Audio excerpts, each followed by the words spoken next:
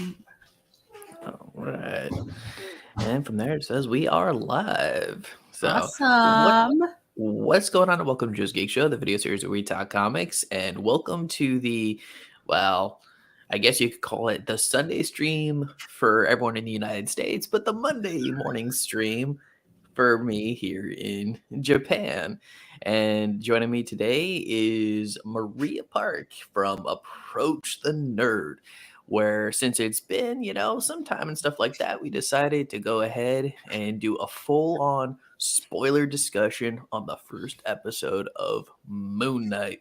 So, first, let's go ahead and get some introductions out of the way. Maria, if you want to take this time to tell us a little bit about you, your channel, and Okay. Well, it all started in December of 1976. As you guys know, especially if you found my channel through Joe's or vice versa, I have a channel called Approach the Nerd where I talk about pretty much anything nerdy: comic books, movies, TV shows. I mean, you name it, I will talk about it. I also have a few other YouTube channels that will be linked as well onto that channel. And Joe is a part of one of my motion comics called Warriors of Sarat. He is a cast member, and that is something that's coming out early next year, but we will start doing our intro videos this year. So I'll have him put a link below as well after the stream is done, so you guys can hopefully like, subscribe, and check it out. But yeah, cool. Yeah. Hashtag shameless plug. That's what we do. Yeah.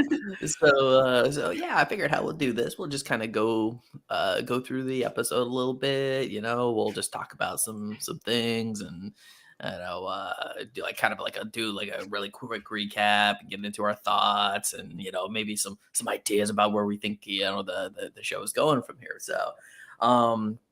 So the episode itself, we're with a guy. His name is Stephen Grant, and he's sort of like the typical sort of MCU sort of everyman. He's not really, he's like maybe just a little bit of a loser, but he's got just enough social status where he's like, there are some people that's like, hey, we kind of like you, guy. You're kind of awesome. And you're just like, all right, I'm kind of feeling this guy. I'm kind of feeling this guy. Until you find out that he has to chain himself to his bed every night for some apparent reason. We don't know yet. I mean, if you read the comics, you know why he chains himself to his bed, but he doesn't know why he chains himself to his bed. He just does it, And it's the first time I thought, is the MCU getting into bondage? Not sure yet. That's exactly what happened. It's a bondage. The whole series is about bondage, but they forgot to tell him about it. Yeah, exactly. So then we get into like, a few different sequences. We see him work and stuff. We see him talk to a statue because apparently, he made a date with a girl he likes, but he doesn't remember making the date. And then, eventually he just wakes up. He's in the middle of like fucking Allville. He doesn't know where he is. And people are just shooting at him. So he's just like, what's going on? And then, that is when we get to really get and meet our big bad for what's going to be most likely the duration of the show, which I only think is going to be like 6 episodes or so. It's going to be I think it's 6 episodes. Yeah. Very short season, which is Ethan Hawke as Arthur Harrow, I believe his name is. Yeah. Arthur Harrow, who's kind of like he's a guy that's got like an ink on his for a tattoo, and he can sort of like it's like the walking personification of Ahmed. He can judge people and then kill them on the spot, which we get to see, which is kind of cool. He's also completely out of his mind because the very first thing we see the guy do in the episode is break up some glass and put it into his shoes. And then he decides to go on a stroll. And I'm just like, no. That's probably one of the first few times I've seen an MCU property. And I'm going, no. Well, I mean, technically speaking, though, if you track that back to the comics, because MCU does its own thing, Harrow was like a mad scientist, and he specialized in pain. He was trying to figure out how to control pain management. So it makes sense that he would put glass in his shoes and walk it because that's his idealism. So, yeah. Yeah, well, the way the episode kind of framed it, and I don't know if that's the direction they're going, if we eventually might get the mad scientist version, but the way I just kind of see it is like, oh, he's basically like, in his mind, the second coming of Jesus or something like that. So he's like, I walk on glass for my people. It's okay. I Well, do which is things. I'm interesting though, 'cause magical. that's my question that I had for you since we're on that. Do you think that maybe, like I said, if you kind of Google him, you can probably get a little bit more like on the a Marvel wiki or Mhm. whatever. But from what I remember in the comics, he had like all these theories about how to like transcend pain. So like maybe he is still a scientist, but this is all a theory. It's something he's testing out to see how people, respond to, what his theories or his teachings are. So we have no idea. We have no idea what his actual background. He still could be, a researcher or a scientist in this Eh, version. very well could be. I mean, he could be that, and like you said, testing out a theory, or he could have been like, "Oh, hey, I'm a scientist," but then I found out about mysticism and stuff like that. So Yeah. he's like, I kind of abandoned all the whole science thing, but I still keep some of it, just via principles and stuff like that. It's like, hey, if I break up glass and put it in my shoes, am I gonna feel it? You know, Am I and gonna I'm like, feel the pain? I mean, if you do it enough times, his feet might callus up and stuff, and he'd be all right. I don't know. And that's definitely one of the most interesting, and that's definitely one of the things about the show I had to remember going in. And I'll just, and I throw it out there all the time, and I was telling my friends and family that's kind of like, I like Moon Knight, but I haven't read like everything that Moon Knight's ever done. I'm not the biggest Moon Knight expert in terms of the show, and I always know the Yeah. MCU takes certain liberties with their shows anyway. So going in, I knew it wasn't going to be like completely comic book accurate. And, also not being, a diehard Moon Knight fan, I'm not like completely married to the material. So any changes that I see that I know are from the comics and stuff like that, I'm not too offended by it. It just kind of, it varies. Yeah. And like I said, I don't get Depending on, offended by it, but it's kind of some of the choices they make are strange. And I always go back, no spoilers, to Hawkeye with both mm, Clint and Kate's backstories. They're nothing like the comics. As a matter of fact, with Clint specifically, there's a character in Hawkeye, and I will not name who is instrumental in making Hawkeye. And in the MCU version, they briefly meet and then there's like no connection whatsoever. Like there's nothing. So it's like stuff like that. It's kind of like, wait, what? It's like when your mom is no longer your mom and vice versa. So it's just like, it's always interesting when they retcon things or they decide to do their own source material, but it's the same character. So it kind of messes with you a bit. So yeah, that's just yeah. me. Yep. So now we have Stephen Grant. He's like facing down this dude. And then, the guy is like, wait, Hark dude's like, hey, wait, you're that mercenary, right? You got a golden scarab. We want that golden scarab. So Steven's like, yeah. Here, just take it. I don't want to die today, dude. And then he tries to take it, but he can't. He can't open his hand. He has no control over like half of his body. And that's when we get like the first real big like, blip thing that happens where he basically blacks out when he comes to. He just like took out a bunch of dudes, and that's sort of like how they decide to portray his transition between, well, what we will come to find out will be his other personalities, specifically the one they're using would be Mark Spector, his the original guy, because even though the show portrays Stephen Grant, and we're following kind of him, he's not the OG personality. Mark Spector is. Yeah. And we get glimpses of that throughout the show when we find out that, yeah, I mean, eventually, like, he finds out this dude has a completely different life from him, which I cannot wait for episode 2 to see what happens with some of the stuff there. But so yeah, so they, this leads to a big, huge chase. He's like hearing voices and stuff, and then eventually wakes back up in his bed. He's chained once again, thinks the whole thing is a dream. But then he looks at his fish. He's like, my fish has 2 fins. Why does my fish have 2 fins? Then he goes back to the fish store and he's like, yeah, that's not the fish I bought. And then he's like, that is the fish you bought. Like, no, I think she was like, you literally took the other one back saying it needed to have 2 friends. Don't you remember this? Every time you come in here, you ask me the same question. So apparently he's been doing that a lot. Mm-hmm. Yeah.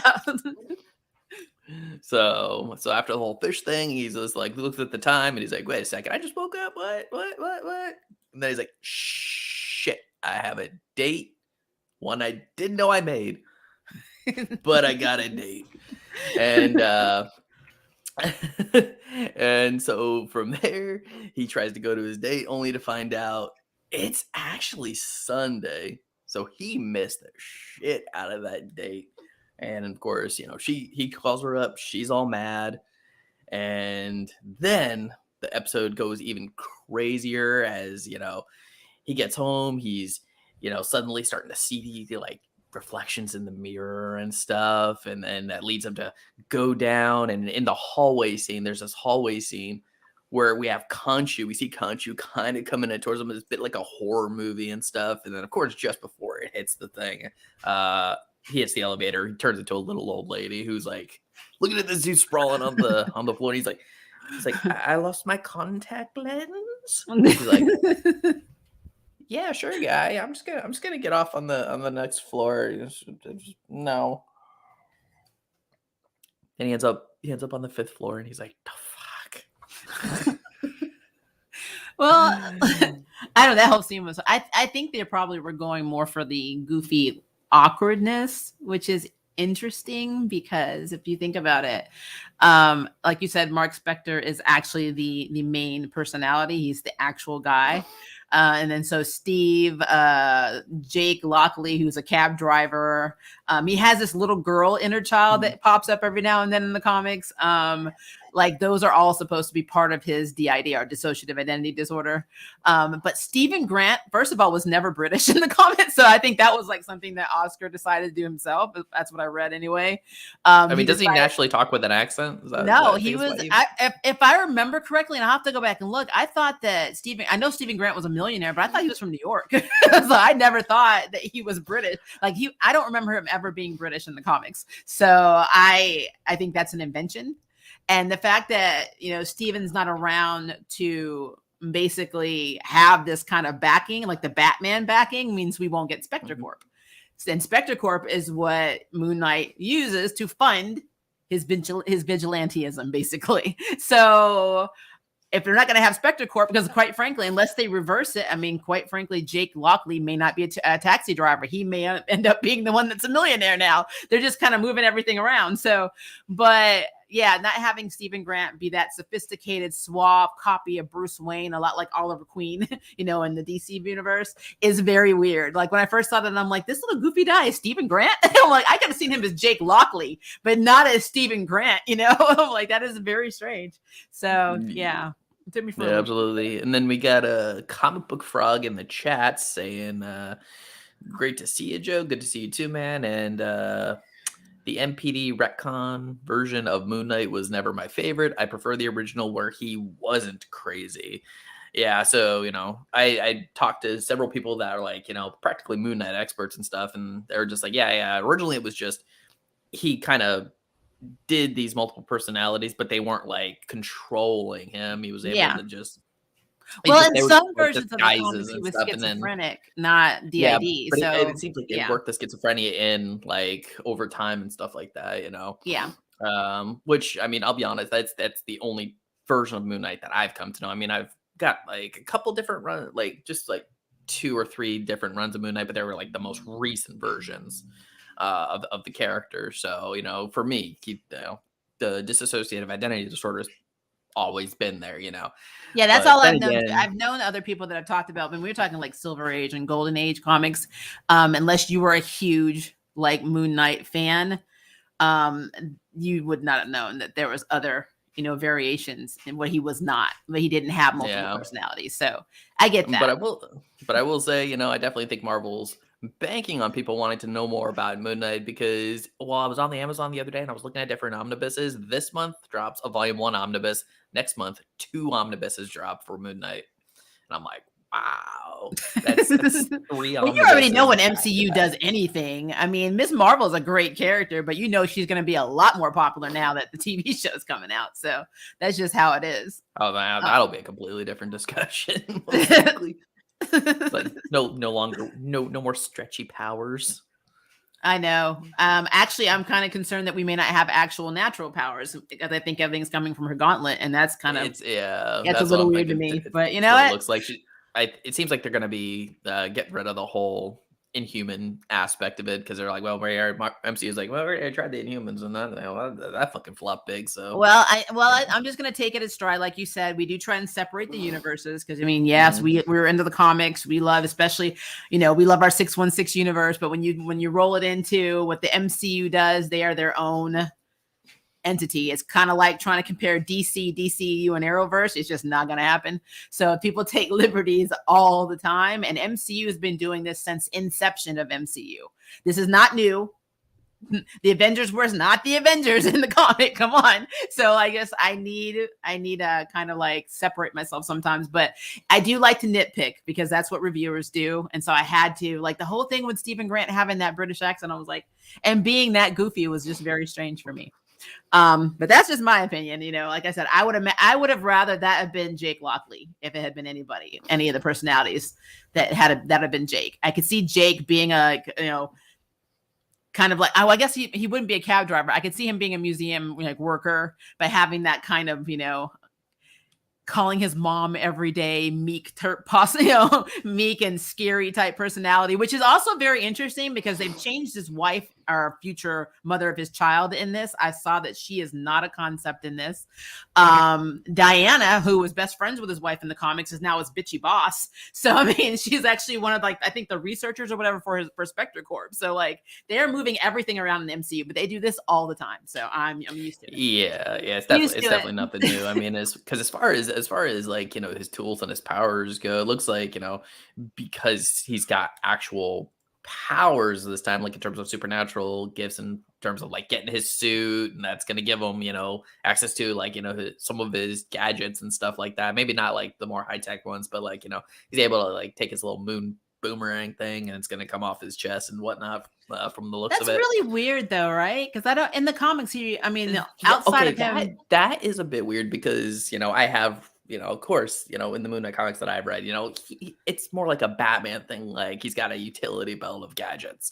well, and Um, when he dies, there's like an issue where he's died and he's sent to like another realm or something, and then he yeah, comes back, and then he has like basically the ability to block anybody's like telepathy, or like anybody that has like a psychic ability. So he does have that for a little while, but even that's not canon throughout every universe, and not through every run, because they've retconned that as well. So essentially he's like the cross between Green Arrow and Batman. Like it's just what it is. And I don't know why he has powers. I don't know why people have powers that never have powers in these shows, and then people that did have powers do not have powers in the show. I don't know what the executive decision behind this is. It's just very strange. Like if Miss Marvel has no powers, and then of course Spectre has powers, that's weird. It's just really weird. So I I don't don't know. know. Maybe they're just looking at marketability, finances, and it's like, well, do we do this whole, storyline? I think what the point generally was is they were trying to draw a clear like line in the sand, make a clear delineation between Moon Knight and Batman, because it's a comparison that gets made a lot. Like everybody's like, "Oh, Moon Knight is, the Marvel universe of Batman." So many people say it, and I think Marvel, at least in terms of the show, wanted to try to draw a line in that sand a little bit, and like, no, we're not exactly like Batman. We're different than Batman, and that's just what I think may have kind of happened, but I don't know. I Well, digress on I mean, that. they should take it as a form of flattery. This comic company's they've been copying and imitating each other for years. This is nothing new. But yeah, I do see how. I mean, if I did not know that he was going to have powers in this, I'd probably been like, oh, Moonlight's like Batman. And then of course, but technically speaking, if you look at DC and Marvel, Tony Stark is closer to Bruce Wayne than any other character, in terms Mhm. of money, drive, all that stuff. So that would never be Steven. He would not be the Bruce Wayne of No. the story. So yeah, it's very intriguing. I'm intrigued by what's happening. But yeah, um, Yeah, definitely very, very intriguing. So then, okay, so back on the recap and stuff like that. Yeah, so we get that scene of like, trying to figure out what's going on, and Yeah, around that point, he found the cell phone with like, a whole bunch of numbers over and over and over again. So, the phone rings, he picks up, he's talking in his Steven voice, and this woman's like, "Yeah, Mark, where you been? Where have you been? Where have you been?" And then he's just like, who the fuck is Mark? I just love his reaction to it. He's just, I mean, that was a valid question, though. Like, I mean, for him, yeah, definitely a valid question. I mean, at this point, it might be for us too. If we really think about it, who the hell is Mark? Yeah, but then, so we get past that scene, and then everything culminates back at the museum, where Home Slice from that town and stuff, sort of like the personification of Vomit. He's like, yeah. So apparently you did lie to us. So we tracked it back down, and I just want to talk to you for a little bit. Hey, let's measure your soul. Let's see how you're doing, right? So then he does a thing, holds his hand, and then he's just like, you see the tattoo, and it's just like vibrating like super fast. And he's like, "There's chaos in you," and it's like, yeah, no shit, guy. But he apparently seems to know about the voices. He's like, it's all those voices in your head. How's that going for you? It's like, what do you hear, guy? What do you hear? I wonder. And then of course we also find out that like pretty much a few of the museum security staff is also with this guy. So I'm like, how did that happen? Did he like after the whole? I wonder, like, have they always been there, or did he have these guys like go to this town and get jobs after they, their first encounter? I'm kind of curious about that. But well, they did have the tattoos though, so I feel like they had the markings that it's probably they were sent there. Yeah, well, I was just wondering, like, because it's an Egyptian thing, and because it's the Egyptian section, and they've always kind of. That's what I'm wondering. Is like, have they always been at the museum, just kind of watching over any artifacts that might come through, or did after the first encounter there in the town, did the guy was like, hey, go to this, go to this town and go to that museum, go get jobs, keep your eyes Yeah, peeled. I mean, if we're going by Harrow being different from the comics, and he's not like the mad scientist that becomes obsessed, then yeah, more than likely, because it's Ethan Hawke's character is more like a cult leader right now, so it makes sense that his minions would come out and do his bidding. So having them, he probably has people everywhere, and probably not just at the museum. He probably has people in higher ranks of power, like politics and everywhere else. I mean, if you want to have complete control, just though I'm just playing chess game. I guess what they're going to be. I just wonder what they would be able to do with that in 6 episodes, though, if it's like all the way up the chain like that. But yeah, so Ethan Hawke's characters is all like, yeah, okay, just let him go for now. We'll just send the Hellhound after him. Then we get this whole thing where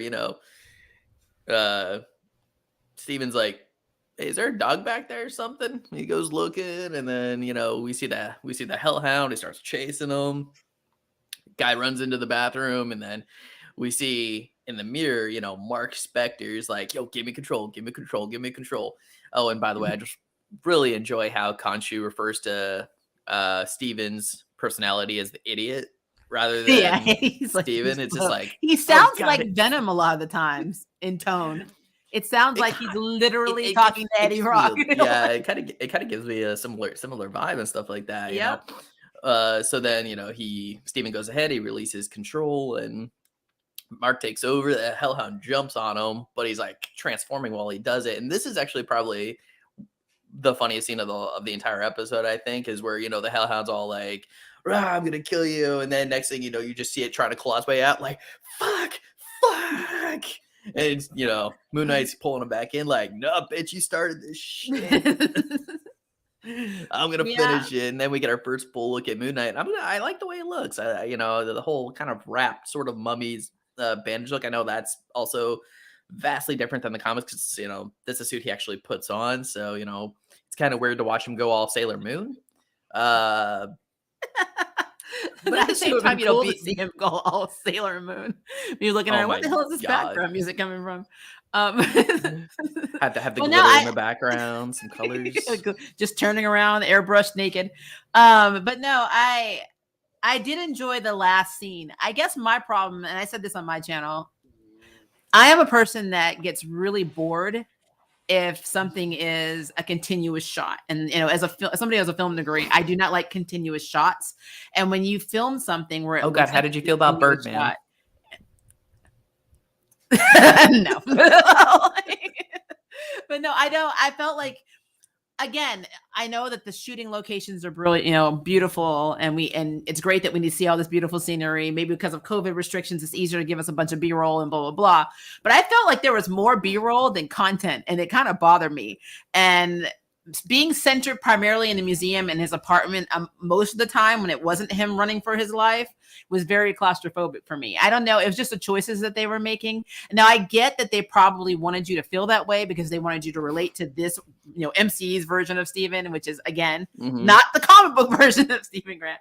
But maybe that's a choice that they were making. But again, it's a slow burn. It's the same thing that I've been saying about the show Naomi. I like the show Naomi, but it takes them so long to get to a plot point that it drives me insane.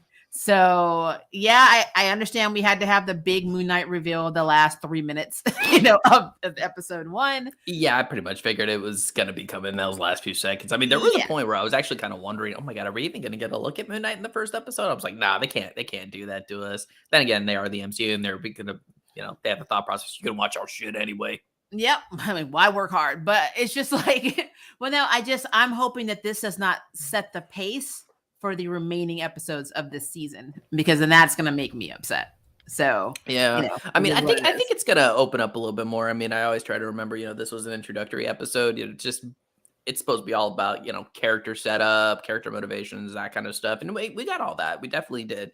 So I mean, after for the most watching part, the we did. Yeah, I think. Yeah, like after watching the trailers and stuff like that, like I watched like all the trailers, and it looks like there's quite a few shots of like Moon Knight in the city. There'll be obviously some chases and stuff, and we know we're gonna get the version where he's gonna put on the nice white suit, and yeah, I mean, as a first episode an introductory episode, I think it was fine. We got enough locations, I thought, where it's like I'm satisfied with it.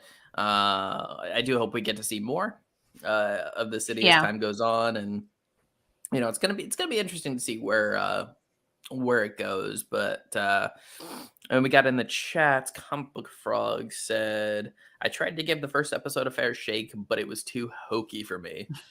So I feel you, comic book. Well, like I said, my rule of thumb, I give it 3 episodes before I form an opinion. That's why I'm not going to say it's good. I'm not going to say it's bad. It's not. I don't think it's bad. I just think that is a slow burn right now, and I have to see what happens in episodes 2 and 3 for me to really understand the direction they're going in. Because it is an MCU property, and like it can be hit or miss. There have been things that they've done great and things that I've had a question mark about, things that people thought were amazing. And I was like, really? So, Second Street. Sup? I like that name, Second Street Marvel. I'm really curious about their decisions to completely remove characters. Like Marlene is a big character in Moon Knight. It's just like she is just not in this. I'm like, she was a very important supporting character in the Moon Knight comics. She literally was the future mother of Mark's child. And it's like, meh. Like, oh, you're just expendable. We're gonna create a whole new love interest or whatever. And I'm like, wow, okay. So I'm really curious on why they decide to do that. Like, what is it? They look at the character and are like, probably just, I mean, probably just a mixture of things. Like, one, it's like 6 episodes. We only got so many characters to work with. And if Moon Knight's successful, it'll probably be one of those things where, maybe this will be the next MCU show to have more than one season. I don't know, kind of like Loki. And do we know definitively that Marlene's not going to be in the show? I have not seen her in the cast, and from what I've seen, I am not seeing Marlene. Oh, you're not on IMDb or anything like that? Or, no. Okay. So who knows? Okay, Which so is really maybe weird she won't because, do that. again, and I understand what you're saying. I completely can subscribe to that. But at the same time, you gave me more incidences of basically him being bitched out, for not taking something downstairs or doing inventory, when you could have been building up more scenes that actually are plot relevant, if you get my drift. So, and Marlene is an archaeologist, so she would have been a perfect shoe-in to be in that museum. I didn't need the gift shop manager. Diane she wasn't one anyway in the comics, so I didn't care about that. That's just a clever way of putting her in, I guess, in the plot. But I mean, that could have been a 10-second thing when he was late for work, and then we just didn't bother with Diane anymore. So, like I said, I'm really curious on the choices that are always made. But that's just me, because again, film school, got my degree, also screenwriter. So it's just something I was very curious about. But yeah, no film school, on the couch with a cup of coffee. I'm done with you. But no, like going forward, like I said, it's a slow burn for me for episode 1. Obviously, I'm going to watch episode 2, and obviously I'm going to watch the entire season, but my opinion will be formed after episode 3. This always happens that way. So, but did you enjoy episode 1 though? Yeah, like I said, it was a slow burn. It wasn't that I didn't enjoy it. I just hated the continuous feel of one shot and the claustrophobicness. I'm claustrophobic, so I don't want a show to make me more claustrophobic. But outside of that, maybe it's a brilliant director's choice, because they wanted you to feel that you were this character. And that's how Grant was feeling when he was running around. He almost felt like nobody understood him. I will say this, though, something I don't know if anyone's touched on in any review. I said it in mine. I always have problems with different vehicles in Hollywood mistreating mental health, because not one person in episode 1 asked this man if he was okay. Like, you were like literally acting like you are not understanding what's happening. You're at this point freaking out. You're losing time and nobody's like, hey, what's wrong with you? Are you all right? Do you need help? Like, nobody says that. And so, yeah, I found that a little challenging. Yeah, well, I mean, it's it's Hollywood. A lot of things get misrepresented. They're just more so looking at, like, are you having fun? This is MCU. You having a good time? You enjoying yourself? And but I do. But it does make me ask a lot of questions. Like, how long was Stephen Grant prior to the first episode? That's one answer I hope we actually get at some point, because it's like, this guy apparently has lived alone in his own mind. Like, he seemed to be the controlling personality for some undisclosed amount of time, enough to get a job, make friends. Like, and I'm just kind of curious, what about your social security card? If they have those in London there and stuff. And I'm just like, yeah, how do you do things? That like, is really how do you true. get around? Like, how did you travel that fast from your bed to there? Like, you don't have teleportation. You're not Nightcrawler. So what was going on with that? Right. So yeah, like, how did Moon Knight travel back and forth that quickly? Just in time to go to work. Only being 5 to 10 minutes. Khonshu picked him up, and they had like a Superman Lois flying moment, Superman 78.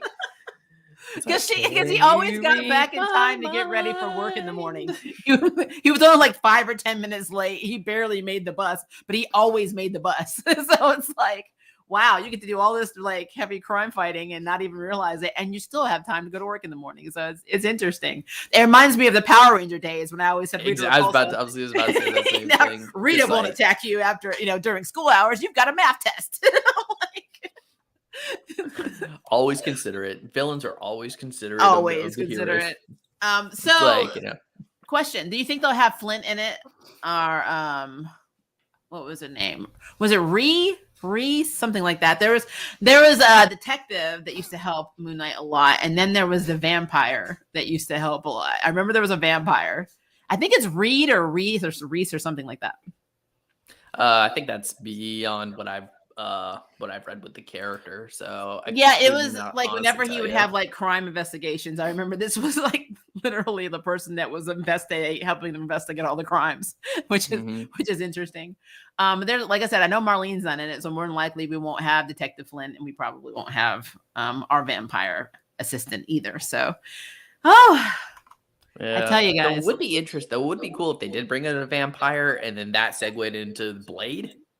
Because Oh, they got Blade coming. So it's they like, do have Blade coming, yeah. Or have that character, yeah, be like somebody who's in Blade's world. Yeah, I think that would be kind of cool. I mean, who knows? Maybe we'll get like they don't usually put like guests or side characters, I guess, in the main IMDb until they air. So maybe that's something that could yeah, be it's happening.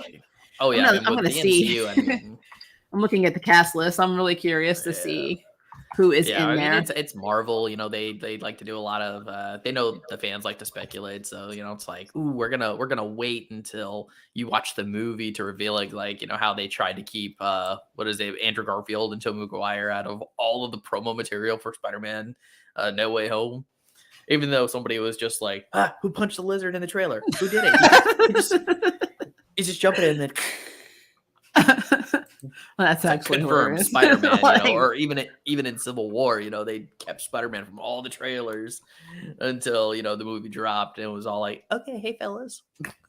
well, I mean, like I said, I'm used to them doing that, the hiding who they don't want to be in, or Yeah. just flat out lying because they would just flat out lie.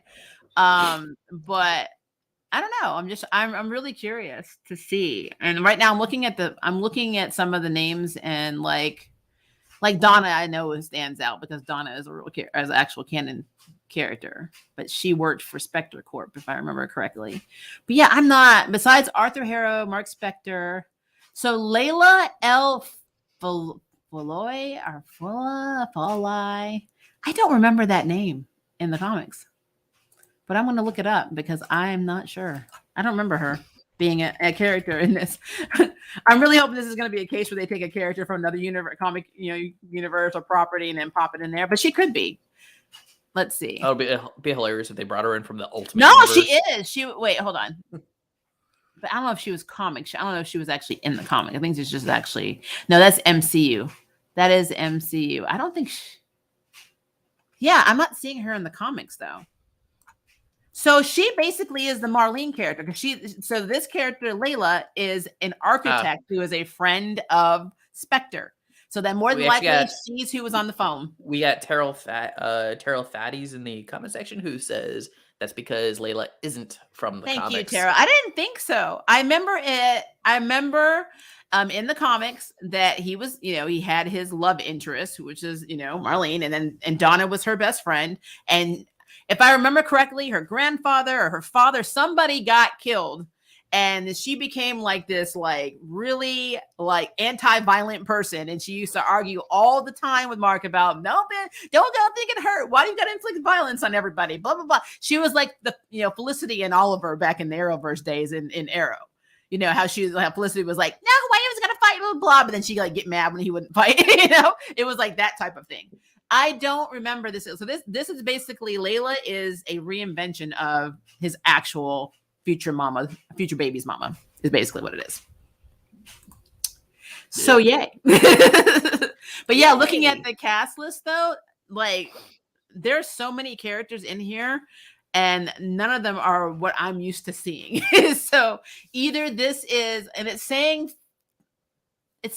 5 episodes some of these characters are in. So yeah, I think it's actually going to be 6 episodes total, like you said, and nothing is telling me, like it is such a small cast that nothing is telling me that a majority of the people that aided him in the comics are going to be a thing. So I think there's not going to be Spectre Corp. We probably no, I don't think we're Shadow Cabinet. I think that's kind of like the purpose for establishing the fact that he has superpowers and he transforms into his Moon Knight persona. Was that so they can mitigate probably some of the cost of having to do certain things. Well, you know what? I'm going to say this because like they definitely I think they want to tell a very kind of contained story where it's kind of no, that makes sense. But what I'm saying is, why give him powers if you want to differentiate him from Batman when the biggest thing that he is already different because he had all of this help. He had all of these different like groups of people, like the cult of Khonshu. He had the Shadow Cabinet. He had the vampire I was telling you about. He had Detective Flint. He had all this help. Like Flint is basically his version of Gordon. So I guess that's probably not really a good, comparison. But like, I really feel like he already had so much outside support that he would take advantage of, whereas Bruce was just like, yeah, Gordon helps me sometimes, but it's all me. Yeah. I Oh work no. alone. I do my thing. Actually, there's a fan theory circulating. There's a fan theory circulating about Flint that he's the guy that Steven talks to. He's the golden statue. How did he? Yeah, comic book. Marlene was his original love interest and his baby's mama. Yes, she was. So Layla apparently is replacing her, which is really weird. But no, when I was watching it with my spouse, River was like, "Is the statue alive? Is it moving?" And I'm like, "I never know." Like, I mean, you could tell obviously it's the living statue situation. It's Yeah. a guy who's wearing gold paint. yeah, But yeah, that's like kind of the thing because like we know Steven goes and talks to him probably close to every day, if not every day. yeah. Where he just like unloads on him and stuff like that. So that's I can think that's what gave rise to the fan theory that is actually Flynn. He's like sitting there, he's absorbing the information, like he's been kind of secretly watching Steven and stuff like that. Making sure he's okay. I mean, who knows? Maybe he's the one that strapped him back down to his bed. We won't know. Yeah, For we'll a have to few see more what happened in episodes. episode 2. No, the see So true. episode 2. But no, like I said, I don't make a habit of comparing every comic book to the MCU or DCU or Arrowverse because you will just cry inside if you do. You will be vastly disappointed. It happened with me with the Flash specifically, where eventually I just had to give up. With Care Bear. That's what Barry Allen is with Care Bear. I gave up with that show is just everything. Well, as somebody who has to do Arrowverse reviews every week, I'm me. sorry, but I'm sorry to hear that. But hey, I mean, at least as far as the next CW slate goes, Batwoman's not on it. Oh well, some are talking about a very quiet cancellation.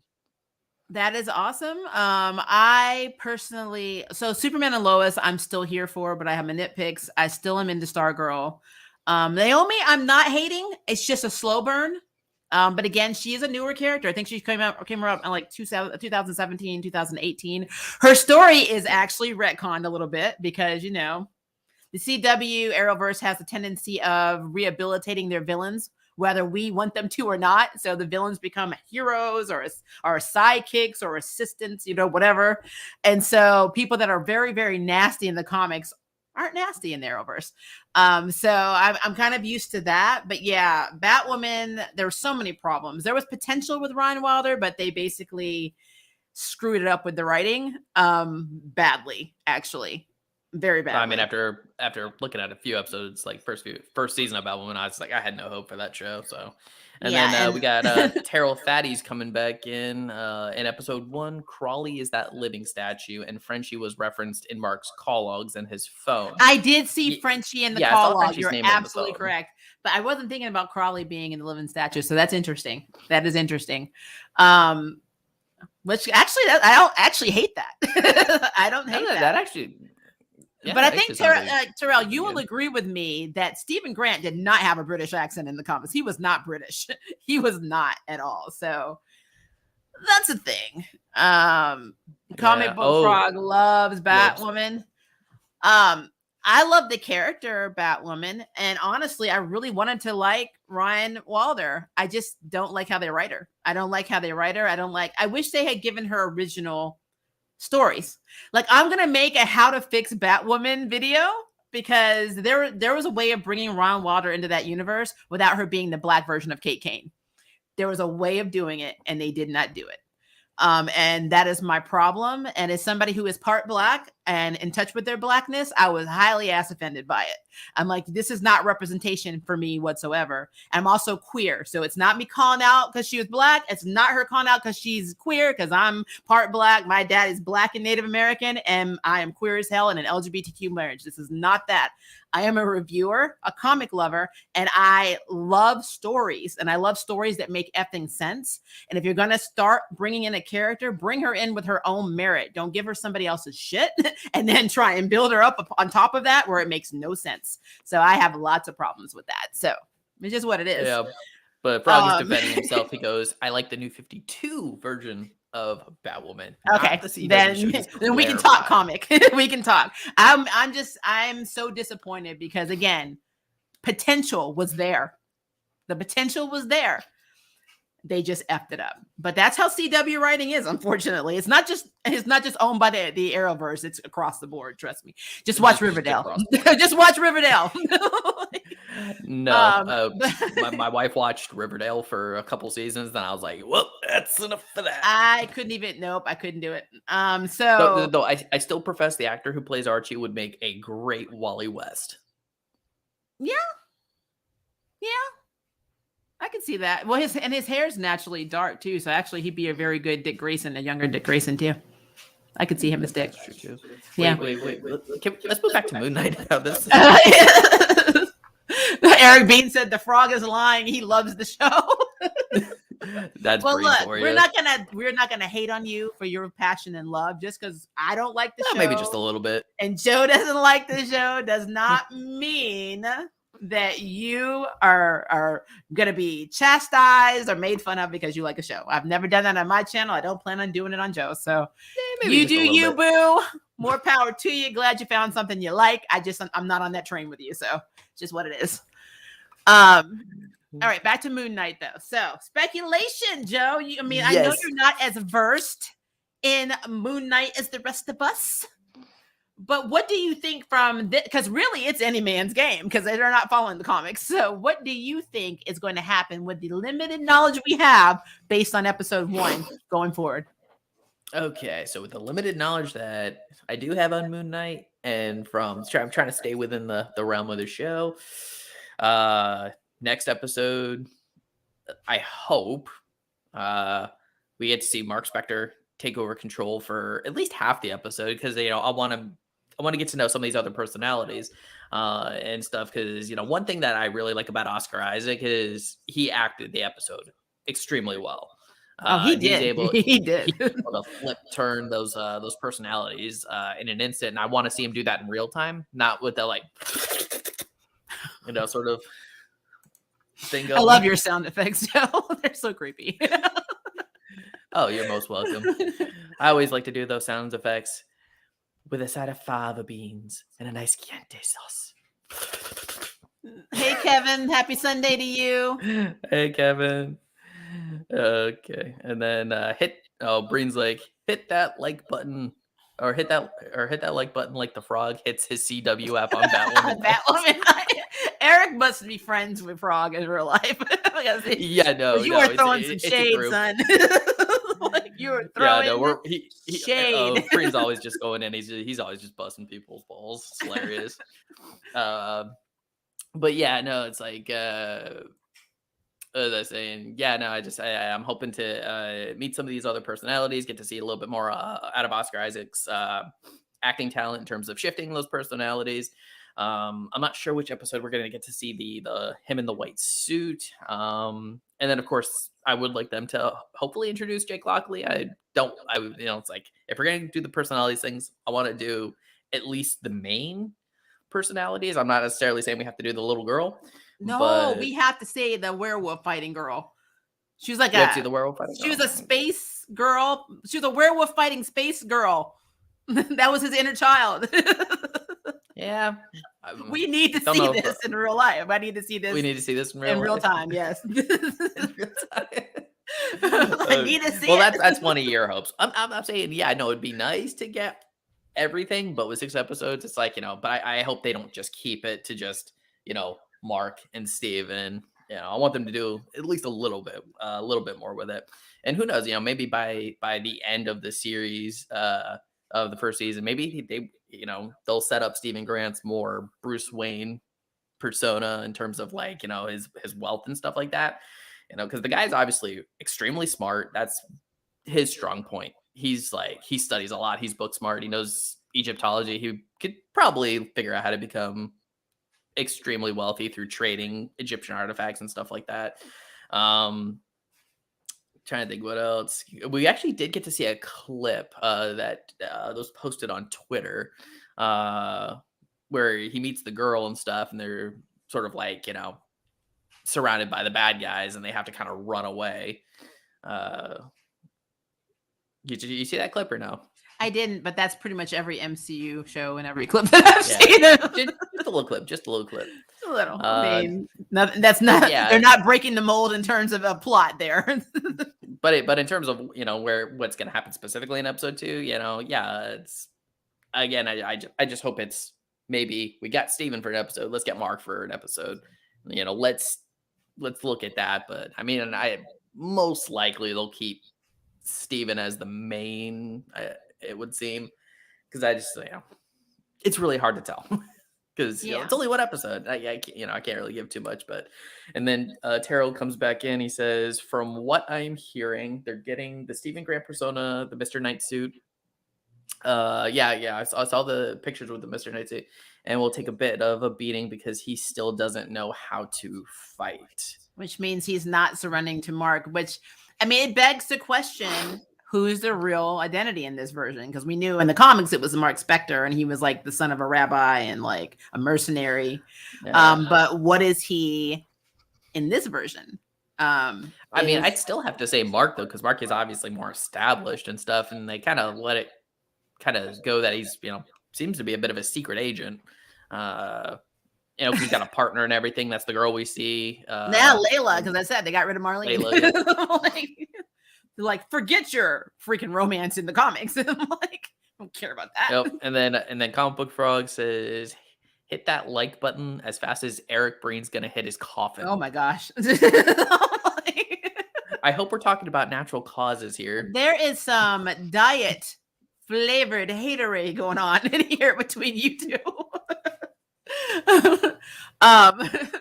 What about you, Maria? What are your thoughts about? I just, my goal and hope is that, like you said, we do get to get Jake Lockley, because again, everyone needs a cab driver. I'm hoping if we do get him, he is a cab driver and they don't retcon him into being a doctor or a lawyer or a freaking engineer. I'm hoping upon hope that this does not end up to be the third movie or TV show in the Venom series, meaning that it's just, like Venom and Eddie Brock is basically just Steven and Mark learning to work together, learning to trust each other, learning to like each other, because it's already been done. And if I want to see that again, I'll go watch the Venom movies. So that is something that I'm hoping is not going to be the longevity of the plot of this show. Again, I can't form an opinion based on one episode. I always give it 3. Right. So right now, I don't think it's bad. Again, I was very claustrophobic. I did not like the continuous shots. I think that more plot could have been inputted into scenes with him and Donna, because that made no sense. Him and Diane, sorry. Because I feel like there was no reason to have her bitch at him all the time about inventory and all this stuff when we could have had more development with Haro or something. That, to me, that was just, you're building up the fact that she's a bitch. I get it. She doesn't like him. I get it. We don't need this continuous motion happening. So just a thing. Kevin, that's my opinion. Yeah. And then Kevin said, "Even Venom 2? I heard that was bad." I mean, I didn't think it was bad. I will say Venom 2 is very much the same as Venom 1 for me. Yeah. Whereas it's not the greatest film of all time. It's not well representative. It's passable. Of Venom or Carnage. Yeah. But it's fun. It has fun with the material that it tells its story with. So in that, if you're like, again, and as we talk about, the differences between the comic books and, the film versions, and how, obviously liberties are often taken because, either, hey, we need to change a plot element or something like that because that won't translate well to the screen, or, hey, the comic book companies didn't clear us to represent the character in this fashion. So, we have to kind of like move the character in a different direction in terms of like looks and stuff like that. Cause like, obviously with the Venom movies, he's both classic Venom, but not classic Venom at the same time. Whereas like, the way they act is very much Venom Eddie Brock, but at the same time, he doesn't have that big spider on his body, we don't get like that. We didn't get his traditional origin story. So it's just kind of like, it's with all other comic book properties. You gotta kind of take some things in. You gotta, set your expectations. Some things are not going to be coming in. So, if you I can haven't kind of see seen, that. yeah, if you haven't seen Venom 2 and you were one of those people that kind of liked the first one, I think you'll like the second one, because again, it was fun with what it did, and Woody Harrelson's always fun. It was He just fun. has They a did good do time. something to a mutant that I didn't like very much, but that's a whole other, Wow. another We knew, conversation. we knew that was coming. We knew it was going to happen. Yeah. Something I thought about, I read something about Moon Knight about this Layla girl. Mhm. And it just dawned on me now that this is what they're talking about. So there is a mutant that we primarily see, especially, I don't know if she was one of the ones that lost her powers during House of M or not. But if I remember correctly, her name was Layla. I don't remember her last name, but she went by Butterfly. And she has resurrection abilities. So it made me wonder if this is their interpretation of that, which is not something that's completely beyond, the scope of imagination, because look what they did in Loki. So, we all knew who the female Loki was in the comics, but that's not really what we're seeing her being in the Loki MCU version. The MCU drives me mad. Let me tell you what, guys. And Joe knows this. He knows rant. They throw things like Easter eggs at you all of the time. In WandaVision, they have me believing the little boy on the milk carton was Frederick, Sue and Reed's son, who basically got Mephisto's soul shards and made all this stuff possible. They made me believe that Mephisto was in almost every MCU incarnation except for Falcon and Winter Soldier. But like everywhere else, you saw him in the church glass window in Loki. You saw image of him under the table in the opening of WandaVision. I mean, you see him across the board. We have not seen Mephisto. They literally drive you insane with Easter eggs. They throw things at you. They're like, I could have swore that the bee catcher guy was a member of AIM. It wasn't AIM. It was like there's a guy who just went through and had a damn bee catcher uniform on. They tease Sentry's belt. We don't even know if Sentry's even going to be in, the MCU going forward. No, I haven't seen any plans for this. I mean, it would make sense if we're doing Secret Invasion, but I'm just saying that they do things to drive us insane. They have us convinced that they're going a comic book route, and then they dump on it. And it's like, ha, dumbasses, who fooled you? Like, this is what you get for reading the comics first. Like, that's literally got your money again. How it is. So I'm, as somebody who's been reading comic books since 1982, and I'm in my feelings. I'm in my feelings. I think I've forgotten more about comics than some people know. Like, to be fair. I don't like being made to feel bad because I read comic books, and I'm really enthusiastic MCU. No, comic books are cool. Seriously, I don't want to be made to feel bad that I'm excited about MCU content based on a comic book. And then you're like, but F you. Like, that's how I feel. Mic dropped. Like Kevin's like rant time. He knows. Kevin knows. Oh, Kevin yeah. Oh, yeah. The rants are always fun. We call them angry grandma moments. I apologize. So, is there anything else you wanted to add to? No, I think, it's so limited in terms of where they're going with this based on episode 1. So all we can really do is speculate on characters that haven't even been introduced yet. So, how about this? What was your favorite scene? In the first episode? Let me see. My favorite scene. Well, okay, so I did like when he was running from the Hellhound. I thought that was actually it gave me Harry Potter like vibes when he was running down the corridor and the Hellhound was chasing him, and I was like, "Keep running, Harry!" Like, oh no, then it's just a Dumbledore comes in and it's just like, "Damn it, Professor Lupin, you're at it again." Seriously, who let him out? It was a full moon, damn it! But no, that was funny, and then I it's not that there were moments that were my favorite, but I did like when he would ramble a lot. Like, he literally was in the restaurant talking to the girl, and she's like, he's like, "Hey, I'm here with steak." well, you. And she's like, oh, I was there Sunday waiting for you to say. No, I think it was Friday. And he's like, what are you talking about? He's like, it's Sunday. He's like, no, it's not. And he's like completely telling this girl that he stood up that it is not Sunday. And then he asked the waiter and he's like, oh, it's Sunday. And he's like, what the hell? And it made me feel kind of bad for him because, again, he didn't remember asking this girl out, but apparently he did like her. He's a vegan and he's willing to eat steak on a date, which is stupid. And then he didn't even realize that it was Sunday. He left his house. He went his whole day looking at his phone, potentially looking at everything around him and not realizing that it was Sunday. So yeah, stuff like that piqued my interest to see how can you function. But again, this brings me back to my point. When the guy was like, no, it's Friday, she got mad and says, oh, just lose my number. And instead of saying, hey, you know what? I like you and you don't seem like the type to stand me up. Are you okay? I'm like, because you're acting like you don't realize this is Sunday. Now I'm starting to think you didn't stand me up. Maybe you just need mental health. No, we can't do that. This is the MCU. We need to introduce the character. We need to get the character out. Okay. Yeah.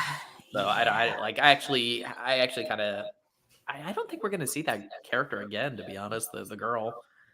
Well, I mean, it depends if we focus on the museum because she does work there. She is a tour guide, so. Potentially. Yeah. She might just walk by and give him the stink eye, or maybe he'll bring in this Layla chick and she'll be jealous for like 5 microseconds or something. You know, they got to have some drama somewhere. But yeah. Absolutely. But outside of that, I mean, as long as they're not doing a live action version of One More Day, which is one of the shittiest comic plots ever, then you know what? I can accept mostly anything. So all right. Those are my closing words and thoughts there, Joe. Yep. All right. And so we're going to cut it off there. That is the end because it is now daytime and my kid just woke up. So it's daytime I need to for go. You. It's 4:07 yeah, exactly. PM for me. It is 6:07 in the morning. So I need to go get that done.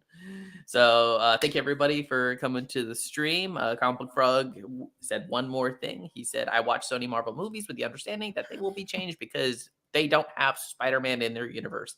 That greatly hurts the story.